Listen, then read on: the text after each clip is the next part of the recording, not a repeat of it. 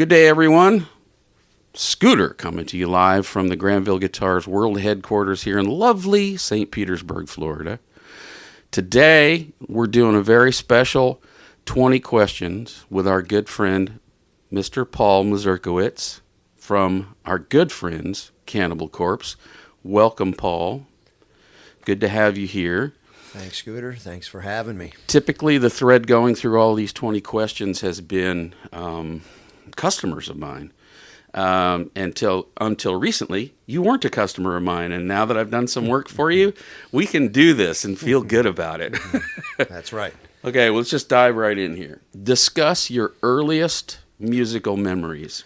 Oh, my earliest musical memories. Well, if we're talking about hearing music and liking music, I guess, something that I would have liked early on, hearing, something that really grabbed my attention, I guess it would be, pilfering through my father's old 45 collection, back when I was probably like 8, 9 years old.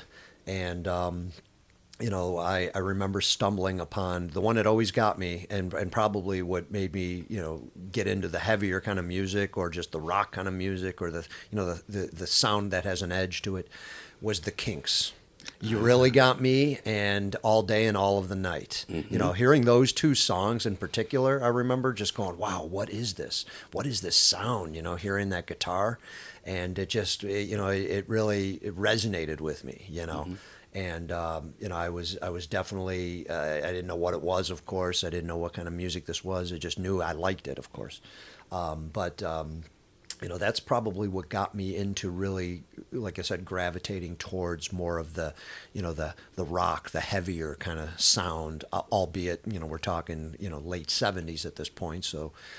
There wasn't much in that way, or in my life, because of being just a young child and just going by what my parents had for their record collection. So that was probably the earliest in the musical sense of me getting into something that that I guess was going to be with me forever, kind of a thing. Now, if you're talking about actually seeing live music, because I thought of that as well. My uncle was in a polka band playing drums. And I remember watching him play at my cousin's birthday parties in the garage. We would go over to see my cousin, see the family and have a birthday party for my cousin, like I said. And he would have the polka band play in the garage. And I remember at an early age as well, probably around the same time, maybe 7 years old, 8 years old, seeing that live in person, right, next to you, basically, seeing drums and, the accordion and, the guitar and all that. It was fascinating to me. It was definitely fascinating, so seeing that live at that young of an age, that close up like that was, was very, influential for me as well. So those two probably instances were the biggest things in my life at that point. Cool. Yeah. There's something similar, I think, in a lot of musicians' backgrounds. Right. All right, question number 2. Who or what compelled you to take up your instrument?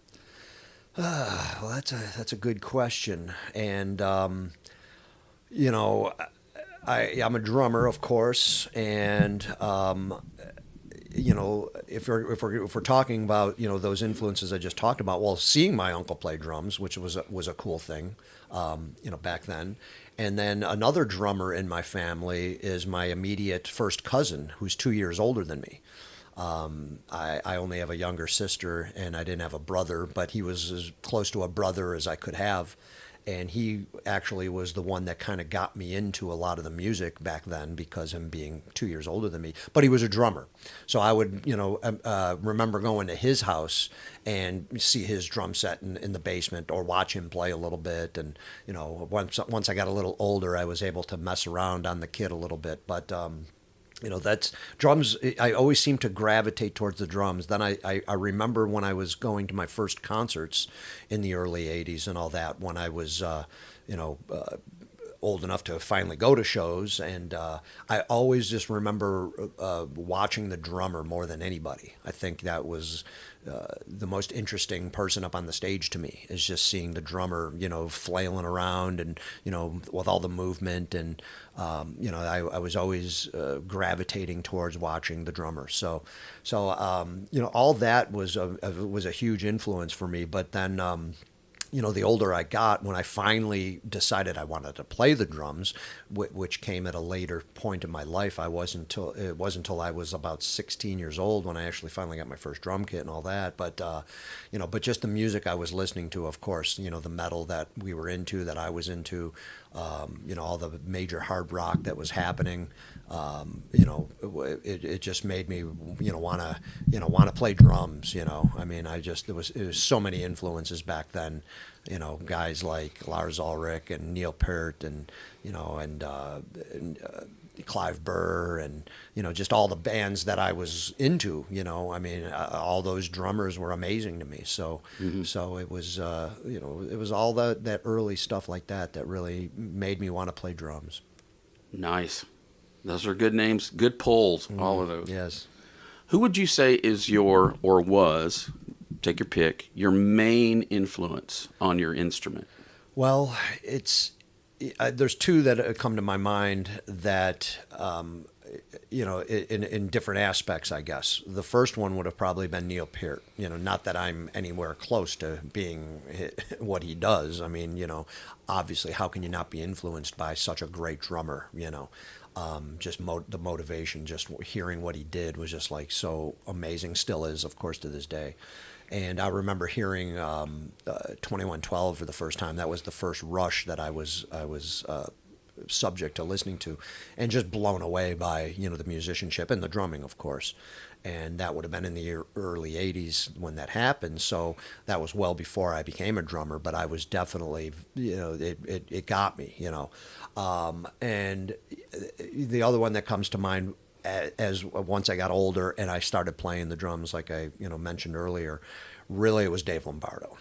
I mean, hearing Lombardo, especially on Rain and Blood. I mean, we were fans, and I was a big fan of Slayer before that with the first album, Hell Awaits, Haunting the Chapel, and Slayer were just such a huge band for me and for my friends growing up and all that. And, but I'll never forget hearing Rain and Blood for the first time. And I think at that point, of course, I already had my drum kit. I'm already starting to play drums and all that.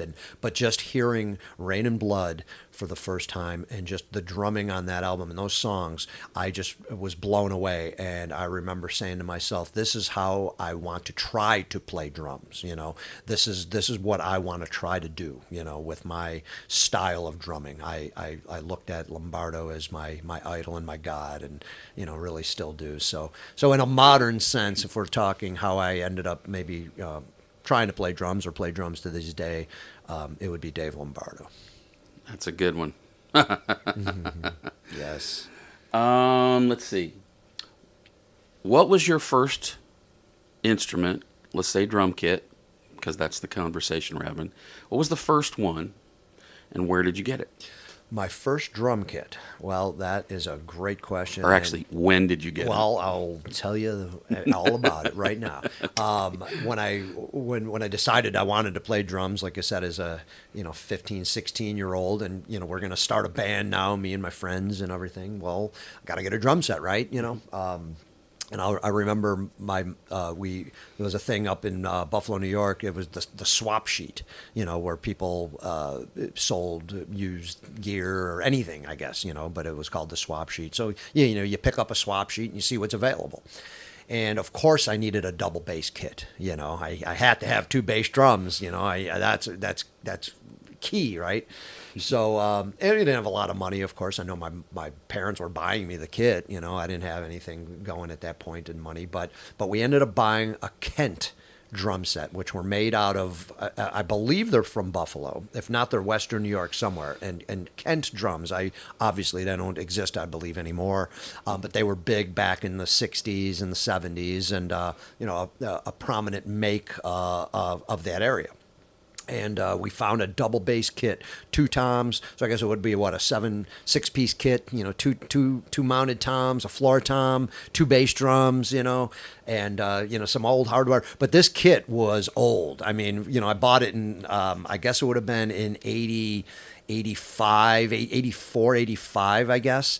And I think the kit was already like 20 years old. So it was probably from the 60s. It was a tiger striped finish on it, you know, and it was kind of pretty cool. And, you know, but I just remember the hardware being really shoddy, but it didn't matter. Of course, I'm just excited. I'm getting my first drum kit, and it's a double bass kit, and, you know, and set it up in my parents' basement and start wailing away. And, you know, that's you know, that's where I started. That was the first kit. And it's fun. I wish I still had that. Unfortunately, I ended up selling it not too long after, when I finally got a real kit for the first time, figuring this is expendable. And, you know, then of course I look back like now going, man, I wish I would have kept that kit. You know, it would have been a relic and something to cherish, going, man, this was my first drum kit. But it's wasn't meant to be. But yeah, a nice old Kent. It was pretty cool. Very cool. Yeah. Okay, this next question, I'm going to paint a picture for you. Get solid in your mind and imagine the area you were in and the scene when you first started playing. The question is, describe the local music scene where you came up. And paint us a picture of what was going on, and, you know, were there places to play? Were you able to play clubs? Were you doing parties? Paint a picture for us of the scene. Oh man, Buffalo had an amazing scene, you know. I guess it didn't come until we were a little older, when we were able to be a part of the scene. You know, when I first started going to concerts, obviously you're just going to the ones at the Buffalo Memorial Auditorium where the Buffalo Sabres play, the big shows, you know, because that's all you know. You know, you're not going to the bars when you're 10, 11, 12, 13 years old to see shows, you know. Well, unfortunately, I wish I was, because I'm sure I missed a lot of great ones that I wasn't able to see, you know. So you know what's coming to the odd, like Judas Priest and Iron Maiden, and of course, so a lot of stuff was coming through Buffalo, and I seen a lot of shows in the early '80s. There was probably like 50 shows that I saw in the matter of like 3 to 4 years. I mean, and they were all amazing shows that I wanted to go see. It was incredible. And then once we were older in the mid '80s, you know, when now I'm 16, 17, right? We got the bands are, you know, going, our first bands, and, you know, we're able to drive, and we're able to, you know, be a part of, you know, like the bar scene, see what's happening in actually in Buffalo in that way. It was an amazing scene. You know, we saw some, you know, some great shows. And then we were a part of some great shows when Cannibal Corpse was formed and all that, and pre-Cannibal Corpse, playing some great venues, and mostly bars, you know, but a couple of like cool clubs that just were, you know, sprouted up just to hold shows, you know, and they weren't a bar or anything like that. But man, some amazing shows and an amazing scene. I mean, I guess when you look at, like, say, the first show that Cannibal Corpse ever played in 1989. Opening for Dark Angel. It was, you know, we played this small little bar, and it was jam packed. I mean, it was just like, you know, capacity like 400 people, and it was packed. And, you know, that was the first show that Cannibal played, and it was an amazing time, and an amazing you know, scene that we did have. So I think, you know, I think Buffalo was thriving, and it was doing great, you know, for, you know, still is, I'm sure. But, you know, there was no shortage of shows, and no shortages of bands coming through that, you know, that we were able to see, and, you know, and luckily be a part of, you know, once we were playing on that scene. So. Well, that kind of leads into the next question. What was your first show? What was the first show you played, and how did it go? Now, would that have been with Cannibal, or we're talking about the very first show that you ever played as a drummer? Now, yeah, it would definitely be pre-Cannibal, of course, because I was in a band called Tyrant Sin, you know, when we actually were playing the scene in in 87, 88, I guess, just before Cannibal was born. But even before then, there's one. The first show I would think was a Battle of the Bands I believe it was either this. There was two that come into mind. There was a battle of the bands that we played, and it was at like a small. It was a bar, I remember, but. And I think the name of the band, I think we were called Obliviator for this, and we played. Of course, it was just cover songs. I think we played like six cover songs, it was either that or we played a VFW hall when we were still in high school, and we it was the same kind of setup as this Battle of the Bands. I think we played like we were supposed to play like 5 or 6 cover tunes. I remember we ended up only playing like 1 or 2 songs. There was a problem with the PA, and we ended up not playing much longer. But those two in mind were the very first times of playing in front of an audience, and that would be, I guess, considered, yes, the first gig. One of those two. As I said, it's hard to remember which one actually came first, but they were probably right around the same time. So How did they go? Well, the Battle of the Bands went well. I remember actually the Kent drum kit I had. I remember my cousin that I talked about earlier. He lent me his drum set for the Battle of the Bands because he had a nice drum set. Mm-hmm. He had like a real drum set, and he was like, "Oh man, if you're going to be playing this, I'll let you borrow my kit." And I'm like, "Yeah, awesome." And I remember that show being pretty cool. Now the other show at the VFW hall, I used the Kent drum set, but that show, like I said, went horribly wrong because we ended up playing like 2 songs. There was like PA problems. I mean, this was all run by just like kids, like school kids. It wasn't some professional thing. I think the Battle of the Bands may have been slightly a little more professional. Playing at the VFW hall, we're just dealing at the mercy of like, whoever's running this show and whoever, had the PA, and I remember us complaining, and we ended up playing like 2 songs, and I think we just like walked off going, man, heck with this. This is just not going good, and we got mad, frustrated, and we decided to stop and not play anymore. So they were both pretty memorable, I guess, but for different reasons. So. All right, we're moving right along. Question number 7: Have you ever been influenced by someone who plays an instrument other than drums? Yes. My first love was actually guitar.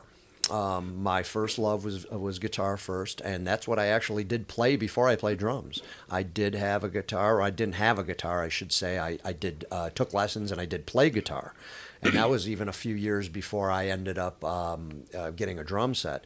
I remember that scenario was, I remember, I wanted to play guitar. I'm like, I loved Kiss. Kiss was my band. That was my first real band, of course. And my favorite were Paul Stanley and Gene Simmons. Mm-hmm. And I love just pure, instruments, bass guitar, drums, guitar. That's, those 3 instruments right there to me are just, the 3 you need. That's, they're amazing. And, so I think I definitely was gravitating more towards the guitar at an early age, wanting to play. So I ended up taking lessons. I think I was probably like 12 years old. I remember my parents weren't going to buy me a guitar. They were like, "Oh, well, we'll let you take lessons, go down to the local music store and, sign up for lessons, go once a week and all that. And what are you renting, of course, is an acoustic, and I was like, man, I was already at that point where, man, I want to make noise, I want an electric guitar, but hey, I'll take it. I'll do what I can do here. So I remember taking lessons for 6 months, and actually was able to read music, and went through a couple of, the first probably Mel Bay books or whatever they were, and I just lost interest. I was like, man, if I really think it's kind of ironic to think about, if I would have probably had an electric guitar then, I think I would have went farther with a guitar, because it would have definitely motivated me. Even if I couldn't even really play, I know I could have took my guitar home, plugged it in, and just made noise, which is what I wanted to do. I didn't want to strum on the acoustic, even though that's what I learned on. So I lost interest. They weren't going to buy me an electric guitar, and then, there you go. A couple of years years go by, then I ended up getting the drums, So, yeah, kind of weird how that went. So I was definitely influenced by, Paul Stanley and Gene Simmons, and of course Ace Frehley, and Ace is the nexus for me. Yeah, That's where awesome. it all Nice. started. Yeah. That's ground zero. Oh, great. Well, no, I mean Kiss was my ground zero. So all four of them, were huge influences for me. So It's amazing to me to hear players talk about, and I've heard so many players talk about how the Mel Bay books just beat them into submission and almost caused them to give up completely. I can't recall meeting a guitar player in the last 40 years that said, "Oh, Mel Bay saved my life." Well, I think he might have saved my life. It's weird because my recollection of it was I learned and I didn't mind learning all that. And like I said, I just lost interest because of the acoustic. And it's funny, I still have my guitar books. And I remember, it's been a few years now, but I remember looking back at my last one, looking at this music going, I was able to read this because I got this far, and I see the notes from my, instructor and all that. I'm going, this is like Chinese to me right now. I would, kill me right now if I had to, bet my life on, knowing any of this, because it all went out the window, being, of course, a long time ago now. But, so that didn't seem to bother me. It just was, like I said, it was just the fact of, playing on that acoustic guitar, man. So, all the what ifs there, Scooter. You've kind of already answered this somewhat. Question number 8. Are you proficient on any other instruments? Well, I was a much better guitar player than I was, or that I am now. When I played it back then, I was decent, of course, for playing for 6 months, and then I remember I ended up getting an electric, probably a few years later when I finally did get an electric guitar. And I think that might even have came after I got my drums, But I always loved guitar too. So I didn't look at myself, oh, now that I got the drums, I'm not going to mess around on a guitar or anything like that. I was like, no, hey, why not? You can play the guitar in your bedroom where you couldn't do that with, say, your drum set, Sure. I think at that point, even if the drums were sitting in my basement, well, you can't play 24/7, I mean, where the guitar, you were at least were able to do that, So I ended up getting an electric guitar, and I played quite often. I played quite a bit. I mean, my days of taking lessons were over, but I felt pretty good about just playing kind of just regular old bar chords and just, coming up with songs on my own. And I wrote a lot of stuff for the pre-Cannibal band that I was in, Tyrant Sin. I wrote a lot of guitar songs and a lot of riffs. And then, ironically enough as well, I did write a little bit of early riffs in a couple Cannibal songs, And then, but as years went on, my guitar playing just went out the window. I didn't really think about it. I didn't play as much, and then here we talk, years later, and I barely ever touched the guitar, and not that I was ever even close to being good, but I mean, I probably wouldn't be able to do anything right now, because of, the fact that I just kind of stopped, which is unfortunate, so. Well, Cannibal is a sort of a riff machine. I mean, you have had some of the greatest riff writers ever in that band. So, yeah, it's not like you're lacking for it in your band. No. I mean, what was cool about the thing with Cannibal was, like, when we first started, I just was into it. Hey, I got this riff, guys. Oh, cool. Hey, we'll use that. I wrote the beginning riff of Gutted on Butchered at Birth, and I had a hand in the very first riff in I Come Blood. I remember showing it to Jack, and then Jack, I think, morphed it a little bit, but overall it was pretty much what I came up with, Right. And then at that point, then exactly, well, hey, these guys, of course, we got some great songwriters, and and then I'm just probably focusing more on the drums until we get to Evisceration Plague, where, oh no, I'm sorry, it was Kill. When I was starting to get a little more of an itch of going, you know what, I want to play guitar. Am I able to sit down and write a song on guitar by myself, the whole thing? And I did. So I since wrote, I guess on Kill, it would have been Submerged in Boiling Flesh. I wrote that whole song. I did not know I that. wrote the whole song on guitar, and Carrion Sculpted Entity, which is on Evisceration Plague, I wrote the whole song on guitar as well. I wasn't able to play it. I had to like kind of go piece by piece. All right, here's the first riff. Here's the second riff. Here's the third riff. Come up with the arrangement in my head and got it all solidified that way. But I wasn't even able to say, hey, Rob, here, or anybody, here's the song, and play the whole thing through. I had to show Rob piece by piece, and then they were able to, of course, play the song and track the song that way. But those two songs, I could say that I wrote everything because I did the lyrics, and then of course I had the drums in my head already and came up with the patterns for that. So I wrote those two songs in their entirety, other than the solos being played. But that was kind of cool. I'm gonna have to go revisit those. Yeah, it was kind of cool, to be able to think I was able to do it, and I got two there on record here. So yeah, pretty cool, Scooter.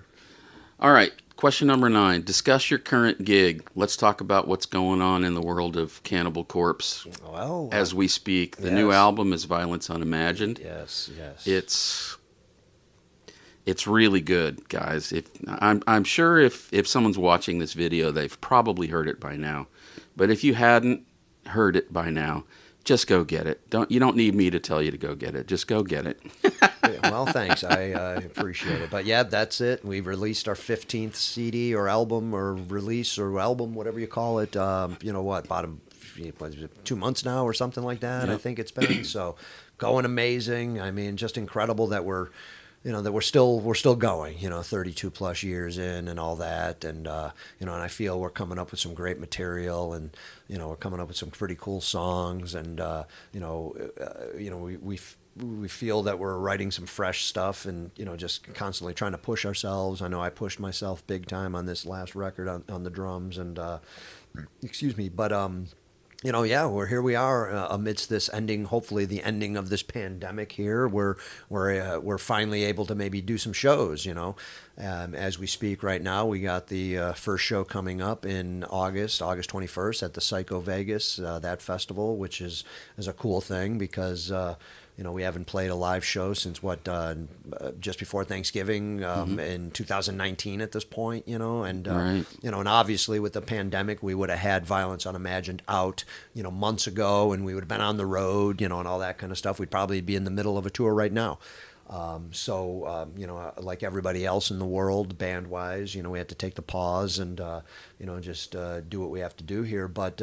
But yeah, it's amazing that we can come up with our 15th CD, charted high as it did, in the States here, and sold, amazing in that first week. And, and everybody seems to really dig the songs, most importantly, of course, I mean, that's what we want. We want our fans to really like what we're doing here, Mm-hmm. I mean, we've always done it for ourselves first, but of course, I think the fans come to know what to expect over years. It's going to be Cannibal Corpse. I mean, we're not going to let them down in that way. Yeah. And I don't think we did for Violence Unimagined. So, well, in an era of human history where it seems like so many things are not to be depended on, right? You can depend on a Cannibal Corpse record to be of a certain quality level. I think so. I think that's key, and that's been probably a key to our longevity as well. The fact that the fans know what they're going to get. We're a band that the fans can count on. And I feel that is a key to our success, and it's a great thing. I always hated, when bands. I mean, you probably had a few growing up that they changed their style, something happened, you're so into a sound of a band, and all of a sudden you're like, what happened? Why did they have to go in that direction? What did they do? And you were let down big time. We never wanted to be that band, We always wanted our fan base to count on us, and I think that's important. Very cool. I'm gonna throw you a curveball here. No. Well, the next question is, where and how often do you perform? And we've kind of covered that already. Yeah, I guess we have. Yeah. I have an alternate question here. I want to ask about your show day routine. Tell us what your 5 minutes before you go on and 5 minutes after. What are you doing? Well, I guess 5 minutes, when you're that close, you got to be ready to go, of course, Mm-hmm. So if we want to take it even a little further back, I Sure. would go, about usually, I guess it was always about an hour these days, because it's changed over years. I mean, I'm not much in the way of like practicing with a pad or anything like that, but I do like to get the blood flowing. So, probably in the last 5, 6, 7, 8 years, I've been doing a lot of push-ups. I've been, like about an hour before we go on, let me just start doing push-ups. Let me go in like sets of 20, take a quick break, just keep doing that. Get the blood flowing. And then, maybe about a half hour before the show time, then I want to get to at least have the sticks in my hand, and then maybe do a little bit of slight stretching or something like that. But, maybe hit, whatever's available in the backstage, a pillow, a couch or something, and just, get a feel for the sticks kind of a thing, So that's kind of my routine, and it's, like I said, varied slightly over years, but that's pretty much been it. And then, man, as soon as I'm done, I'm just, I'm done. So there's no point in thinking about it anymore, and no point in holding on to drumsticks and all that. And what I've been doing, it's funny. What I've been doing actually is I've been pounding. It's probably the last couple of years now. I've been pounding a whole Pedialyte. I would stay hydrated, of course, during the day, and then during the show, I don't drink a lot of water. It's weird. I mean, I'm sure it's not much time. No, and I'm exerting, of course, but I feel if I hydrate enough prior to playing, that I don't have to sit during the show and go, oh my gosh, I need buckets of water. So I drink very minimal water on stage. But as soon as I'm done, I've been pounding a whole Pedialyte. Just to go, okay, well, I'm sure I need to rehydrate at this point, so let me do that. And so that's kind of been my routine. So yeah, pretty crazy. But yeah, that's it. Okay, question number 11. Are there any non-musical interests or ventures that you're involved in your life you'd like to discuss?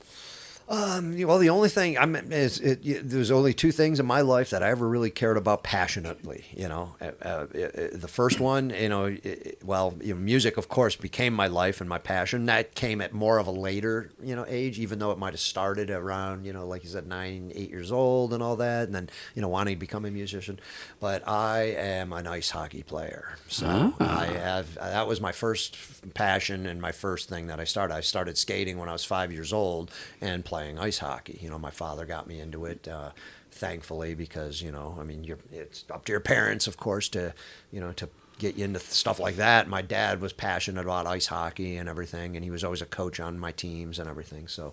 But I started playing at 5, and I played up until I was 17 years old, and that's all I did, and it was, it was funny to think back at that, because that's all I did was play hockey. I mean, it was hockey morning, noon, and night. If I wasn't playing on the ice, I was outside playing street hockey, and I played on a couple of teams, and we're traveling, we're going to tournaments, we're doing everything. It's all about hockey.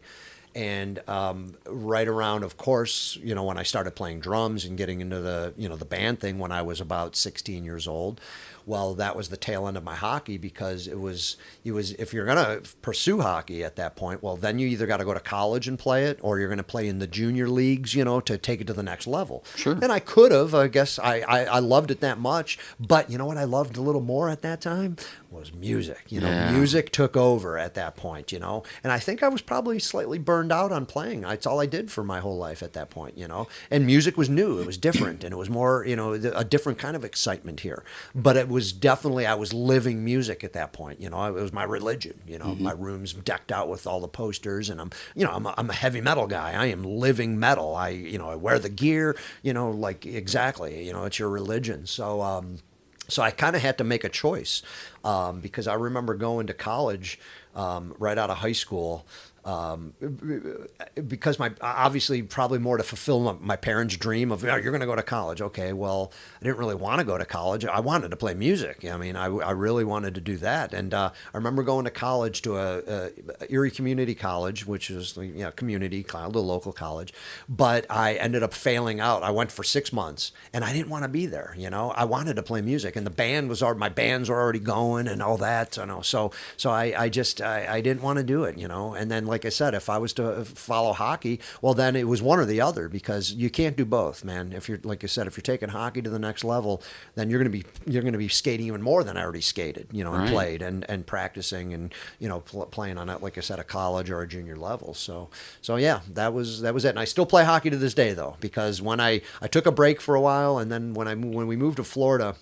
Well, just before we moved to Florida, I didn't skate and play for 7 years. I remember, because music was taken over, and then the band took its place, and now I'm actually going places with the band, and so I guess I needed the break. But then I remember skating with my father just before we moved in '93, and I go, man, I miss playing hockey. It's part of me. It's been embedded since I was 5 years old, and this is what I do love it. I guess I maybe needed that little bit of a break, but I vowed to myself then, when we moved to Tampa, Florida, in '94, that I'm going to play hockey as long as I can move, if I can skate. I'm going to bring my equipment, join some men's league, and I'm going to be playing hockey whenever I can. When I'm home, I'm playing, and to this day, that's what I do. So It's probably good conditioning. yeah, I love it. It's a great exercise, of course, because you're playing a game that you don't care about, like, if I'm tired or not. You're going to go and give it your all and have fun. And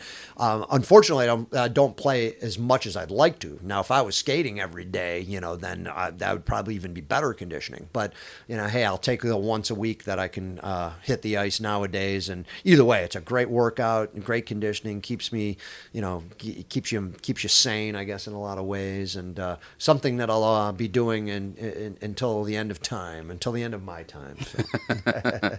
I've only gotten into hockey, as a spectator, Right. in probably the last 5 years or Yeah, so. yeah.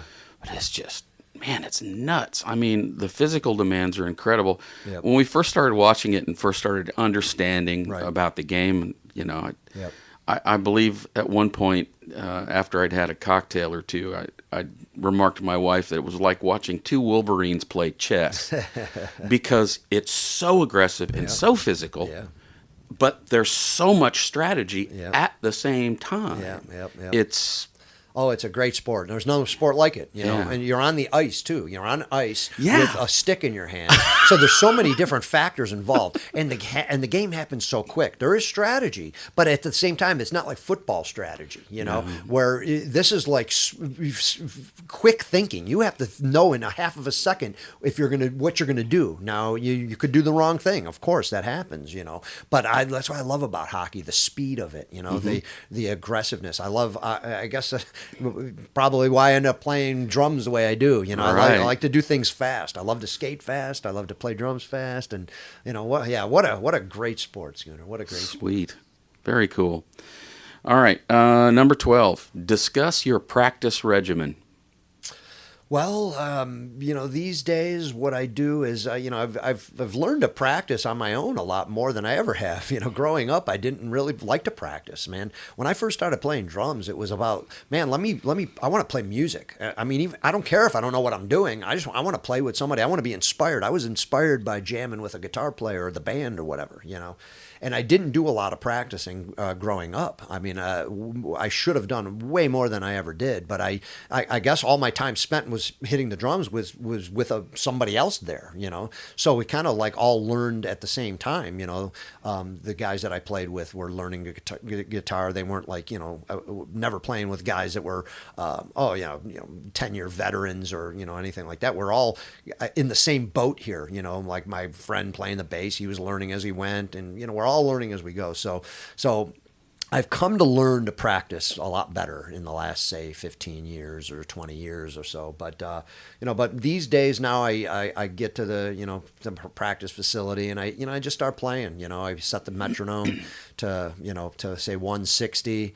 And go up in increments of 10 every 10 minutes, and try to get a good warm up that way, for about an hour and 20 minutes or an hour and a half or so, and then with technology these days, I'm able to play songs with the use of the iPad or the iPod, by listening to the tracks that say I tracked the guitars with or the albums with, which we weren't able to do, say 20 years ago, 30 years ago. Not easily. no, yeah, but definitely in the early days, no, maybe 20 years ago, of course. But nowadays, when I can sit and put on a song that we play all the time, I don't need anybody there, which is a cool thing. And then that kind of motivates me more, because it would be tough just to play drums, just to say just to the metronome, or just to go up and do stuff without any guitar player there. So it's definitely given me more of an incentive to want to practice and to play more by myself. So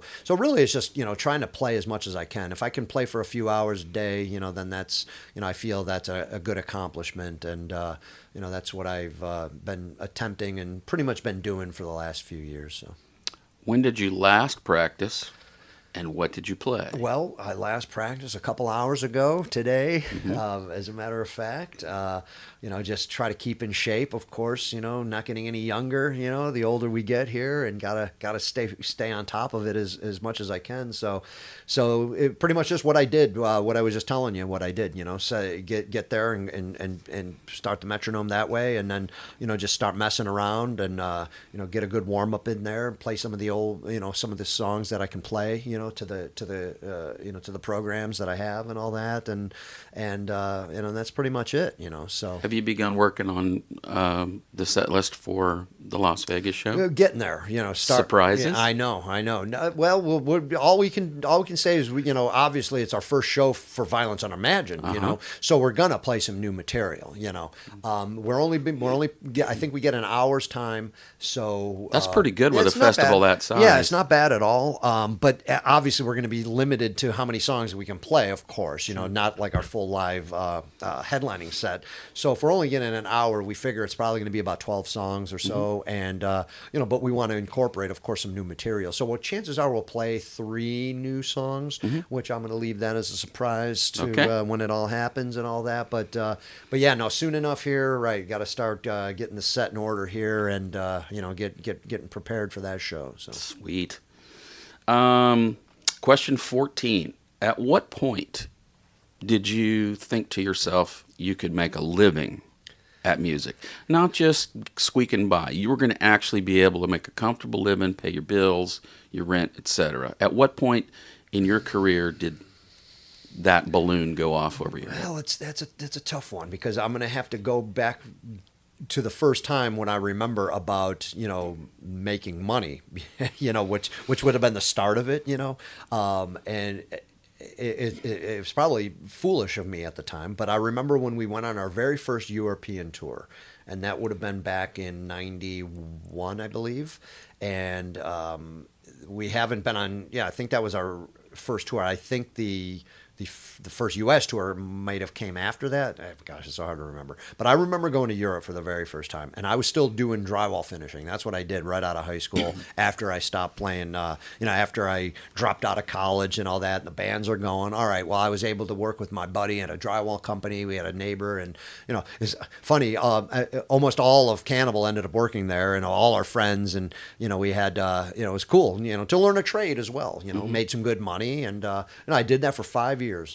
Wow. I did a drywall finisher. and I did it for 5 years, and I made some good money, and I got pretty good at it, Of course, it's not what I want to do for the rest of my life here, but at the same time, hey, as a young lad, and I can make some good money and it's very physical and all that, and there you go. So I did that for 5 years, and I remember, the band was happening, and I remember my boss always knew, hey, we don't expect you guys to be here forever, I mean, you guys are aspiring musicians. Hopefully you guys can make it, and all that. And if you do, great for you, good, and I understand that. I'm not going to hold you back, and, So I remember we had to tell our boss, we're going to Europe for a month, which was a big deal, of course, and hey, no problem, it is what it is. So at that point, I remember, I'm still technically an employee, I guess, of the company, and, I planned on going back to work and all this, but we go to Europe for the first time, and we came back with money. And albeit it wasn't a lot of money, right. But we came back with money. Yeah. And we were like, wow, we made money. We went on tour for a month or whatever, came back with money. Albeit I probably would have made more money if I stayed home and worked. But that's not what our dream is. Our dream is to, make a living playing music if we can, So we made money. And I remember going, I quit.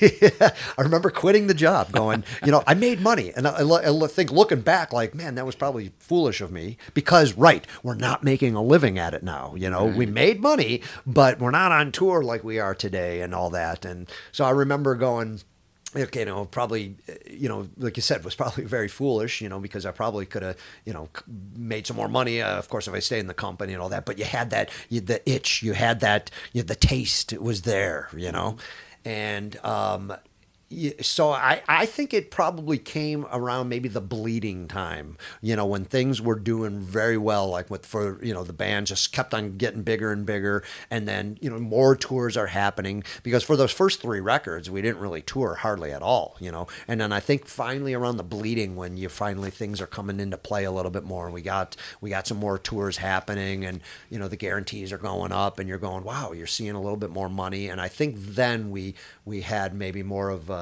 thought of going, this could happen. I think we could probably make a decent living, or just get by. You just wanted to get by. You never looked at it as like, I'm going to want to be rich and famous. You just, man, if we can pay your bills and have food on the table, I mean, to do something you love, that's all that mattered. So I guess it was around the bleeding, I think, when we had that thought. So okay, tell us about your favorite instrument. Well, I mean, yeah, it's weird. Is drums really my favorite instrument? I don't know. I mean, like, getting back to what we talked about earlier, how the guitar was really, I was gravitating more towards that, at a young age. And, so, I mean, obviously I end up playing the drums, and that's what I've been doing for 36 years or whatever. And, but I guess it's a tough call, as much as I don't play guitar really much, like we said, and I've been playing drums my whole life. I mean, I don't know, something about the guitar, I mean, I think you need the guitar to make songs, like the drums are great to accompany songs, and you need that driving force and that sound as well. But without the guitar, you're not going to have the songs, So I think, probably have to lean towards the guitar as being, my favorite instrument then. And very cool. Reason, yeah. Talk a little bit about your current setup, brands, things that you're preferring, sticks, heads. It's funny. My setup has not changed in years. I mean, I'm not one that, like, oh, let me do this. Let me, I constantly change my setup. I really don't. I mean, if anything, I change, the heights and things of that nature. But I've been playing a 7-piece kit, 3 mounted toms, 1 floor tom, 2 kick drums, for forever, really, for a long, long time, I think in the early days, I think for the very first Cannibal record, I may have recorded with 4 mounted toms. I remember getting my very first real drum kit, and I had 4 mounted toms. But then soon after, I went just to the 3 mounted toms, and that's where I've been ever since. And same with the cymbal setup. I've never changed my cymbal setup. I just play a very basic, hi-hat, 1 ride cymbal, 3 crash cymbals, and a china. That's been my setup forever, and I've never changed that. So if anything, right, what changes is, pedals and sticks and, maybe cymbals and heads, So right now I've been using Zildjian cymbals for, the better part of a little over 10 years.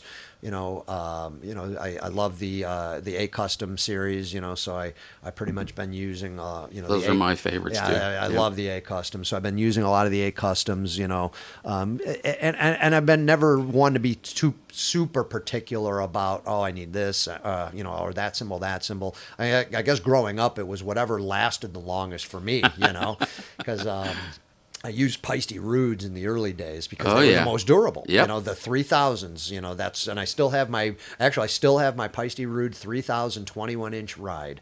That's the only thing that has made it out of all my old gear for the longest time. And I have it set up at practice. I don't use it live. I want to stick true to the Zildjian, playing everything Zildjian since I endorse them. for the live setup. But but I still have that Rude Ride, which is, man, it sounds amazing, and I love it. And so to me it was just about durability than actually sound, I guess. Sure. But man, Zildjians are great. And the A's they sound amazing, great cymbals. And I've gone through various amount of different kind of stick companies. I was using Regal tips for the longest time, but I've been using Vic Firths now for the last few years. And I've been changing up, what kind of model I've been using. For Violence Unimagined, and what I'm using right now, I'm actually using just the American Classic Rock stick, which is a monster of a stick, but that's what I'm using right now. And I might try the metal version of that, which I know is still, I think it's about the same length, but it might be a little short, in the circumference, might be in diameter, might be a little bit, little smaller. So I don't know, but I've been mixing it up, for some reason over the last few years. But that's what I'm using right now, those Vic Firths. And heads, it's either Evans or Remo. I prefer Remo, but I'm not too particular as well. So it's kind of been another thing, It's not like I have to use this or I have that. I mean, I try different ones, in the studio, whatever. Maybe Eric might prefer, okay, we'll use that, no big deal, So, so that'll vary, but it definitely has been either Remo or Evans. And yeah, I'm a D-Drum endorser. I've been using D-Drum. They built me a nice, awesome maple kit a few years back, and to my specs and everything, which is awesome of them. Great company, great people, and it's cool that they're local here, right in town. I'm able to go, down the road if I need something fixed or a part or something like that. Just give them a call. Able to drive over there and pick it up and see the warehouse. All that. It's pretty cool. So I've been using D-Drums for, geez, I don't even know, 10 years now, maybe somewhere around there. So sweet. Yeah. Cool. Let's see. What one piece of gear is most essential to your playing? In other words, I'll give you an example. Alex's answer was sweatbands. What one thing that you have to have, studio, live, whatever? It can be anything. It doesn't have to be a piece of musical gear. Well, I guess nowadays it's probably using the in-ears, playing that way. Obviously going from the old way of just having a monitor there and having to blare everything out of the monitor and fight everybody on stage. When I finally went to the in-ears, and I'm not using molds any, I'm just using the regular old Sures, I like to hear the ambience of the drums. I don't need to hear the drums in my head per se. As long as I hear the guitars, that's the most important thing. And if I hear the drums naturally, that's what I want. Right. So I'm just going to find that sweet spot to hear the guitars loud enough, to hear the natural sound of the drums. But ever since I went to the in-ears a few years back now, I would find I'm sure I know it'd be very difficult for me to go just to play to the monitor now. Right. It's such a different ball game. It's just such a different way of hearing. It's great to have that right in your head. Hearing those guitars.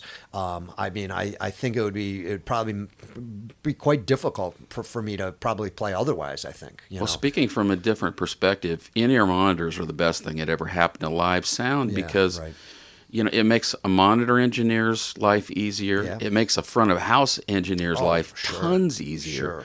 Because they always had to contend with stage volume. Yes, and that's one thing we did. If Alex wears the in-ears now, and I do. Mm-hmm. So back before, none of us did. Well, Alex wants to, blare his bass through his monitor, and I don't want to hear bass. I need guitars, that's mm-hmm. what I need. But of course, I'm going to probably be hearing the bass blaring at me right there. Yeah. So I gotta, then I gotta blare my monitor to fight everything that's going on stage. And I think we ended up having those battles, Mm-hmm. So now that we can eliminate bass, no bass monitor, no drum fill monitor, nothing blaring at those guys facing them. I mean, out front, I know that's cleaned our sound up big time for the front of house and, for us on stage. So that's been key, it's been huge, it's been a big difference for sure. Since we're talking about live sound, I just want to interject a little something here in this. And that is the fact, I don't remember what his name is. Your live sound engineer is an absolute genius. I've heard you guys play live several times over the last few years in less than ideal clubs, opening for Slayer, on a state-of-the-art system outside, being the first act, didn't matter. It still sounded awesome. And that's an achievement, I think, and a testimony to you guys for, caring enough to carry a guy who clearly knows your sound and clearly cares about seeing that the audience hears it. Well, I appreciate it, Scooter. There, no, I mean that's important, really, to have a great sound man. I mean, if you got a great sound man, that you're gonna, that's what you need. I mean, you could be an amazing band, but if your sound guy doesn't know what he's doing out there, well, then you could sound horrible, sound awful. Yeah, we've been very fortunate over our careers to have worked with some amazing sound guys, and the guy we have now, Jonathan Gerald, Johnny Knobs, that's him. Yep, That's him. He does us amazing. We're so happy that he's working for us, and he does a great job. Exactly. I think that's going to be half the battle, knowing that you got a guy that's, going to make you sound as best as you can out to the fans, which is why you have him, why you pay a guy like that. So he just, particularly at the Orpheum, which is a notoriously horrible sounding room, and he even got the little delay on Code of the Slashers on the vocal at the end of it, and it was dead on. It was. I heard that. I went, oh, I couldn't wait to tell Eric. He got that part in there. Yeah. Well, that's a good sound guy's going to do those things. Yeah. Know where to have delays. Know where to push up leads or anything of that nature. So yeah. No, he's an amazing sound guy. Great guy. We're very fortunate that we have him at the helm up there. Very cool. So in-ear monitors. Yes. I would not have expected that, but should have. Describe your proudest moment as a musician. Well, I would think, man, just seeing your CD, your very first CD. I mean, this is what you wanted all your life, right? When it's your dream of going, man, wouldn't it be great to be in a band that meant something, that did something? It's everyone's dream, of course, being an athlete, an actor, or whatever. You're going to be dreaming about being on stage, and looking at your heroes' albums cover, the covers, and seeing them live. The shot on the back, going, wow, that would be awesome, being that person or whatever. Or maybe one day I'll do that. I can only hope. Of course, hard work and all that, but. We never had expectations with Cannibal other than just, we love what we're doing. If good things happen, great. If not, hey, we're having fun. This is what we want to do, and this is our passion, and everything. But when you finally say, wow, we got signed, we're signing our contract to a record label, to Metal Blade Records, it was like, oh my, this is insane. This is unbelievable, right? And I'll never forget seeing your first CD, your first album, when you're holding it in your hands going, wow, I've left my mark on the world. If this ended tomorrow and this band never went anywhere else and this is it, you made your mark. You made music that's going to be here forever. That this is what you dreamed of. And I think that it was such an amazing accomplishment and such an amazing thing to feel, that it was just like, how can you ever top that?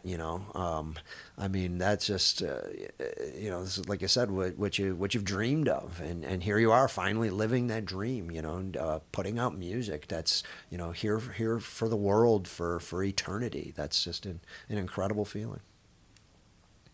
Thanks. That's awesome. I love that answer. Cool. If given the chance, we're up to 19 now. We're nearing the end of this. If given the chance, what non-musical profession would you be interested in? Well, that goes back to what we just talked about, ice hockey, because it was... Well, since you've already talked about that, what else... Let's say that going to college and everything, just anything else that might interest you outside of hockey. Has it always just been music and hockey? Those are my two passions and goals in life. But if we're going to get technical... what I would have maybe done, not that it would have been my like a dream or what I really wanted to do, because I wanted to play ice hockey or I wanted to play in a band. That was it. Those were my two goals and my two passions and my two loves. But I remember in school I took mechanical drawing starting in 9th grade, and I went up and did the 4 levels. I think and that's dealing with architecture and, all the blueprints and stuff like that, and I was good at it, I mean, I guess I guess I didn't mind it, whether I don't think I loved it per se, but I looked at it as like, well, this is something that I could do, I guess, so if I was going to say go to college, well, what do I have under my belt that's kind of anything different than just whatever you learned in school? All right, well, I took 4 years of that kind of drawing, so I guess I could have went if I had an inclination to go, I could maybe pursue this because I already have a little bit of knowledge in it, Sure. But that would have been it. That wasn't, like I said, it wasn't like, well, oh, that's what I want to do. I want to become an architect, or I want to do that. It was what I was able to do. So, that would have been something I could have pursued if I didn't have anything else. But it's so hard for me to fathom that because, right, it's hard for me to take hockey out of the equation Sure. and to take music out of the equation Yeah. now because that's there. So it's hard, now, like I said, if that wasn't there at all, then maybe that would have been what I would have ended up going for. Maybe. Very interesting. Question number 20. We made it. Yay, this is it. Awesome. What advice would you give your younger self about being a musician? That's a tough one because, it's weird because you look at yourself and you look at everything we've accomplished and it's like, man, we've accomplished a lot. And it's, you hate to go back and go, well, what, if I would have changed something or did something different, would it be the same outcome? You never know, right? You never know. So I look at my drumming as being like exactly the way I started drumming. I never took drum lessons. I was just all by feel, by passion, by desire, by adrenaline, all those kind of things, And I think that's what molded me into the drummer I am, and especially the early Cannibal and all that kind of stuff. But then, of course, incorporating the click track that we finally did, albeit maybe, I don't know, 12, 13 years ago now, I guess it was. And, what a revelation that was, like just going, oh my God, I should have done this earlier. But then, like I said, I always think, well, if I would have started out that way, would those albums be what they were? Would I be the drummer I was back then? Because maybe not, But I look back and going, if I was to tell anybody, maybe not myself, but if I'm going to tell anybody, a kid these days, man, use the metronome, practice to that, work on those things. I think that's important, I think that's a key thing that, like I said, I'm on the fence about, would I have liked to have done it earlier? Well, I didn't, and I didn't want to, so I didn't, but right. If I did, would Cannibal be different? Would I be different? Would I be a different drummer? Probably.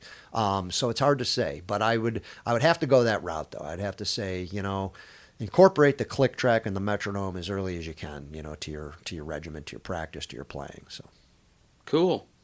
That's all the questions, man. Man, awesome. You fielded them all, plus a couple of curveballs I was throwing out. That was a good one. I didn't get anything past you. Hey, no, it was a lot of fun, Scooter. I appreciate it, man. It was a great time. Well, friends out there in YouTube land, the newest Cannibal Corpse record is Violence Unimagined. Go find it. It's on Metal Blade, as always. It's well worth your time. Thanks for your time, Paul. Really appreciate it. You're welcome. Thank you, Scooter. I am Scooter. You have been watching 20 Questions with Paul. If you have any questions about anything we do here at Granville Guitars, seek us out on the web. We're at www.granvilleguitars.com.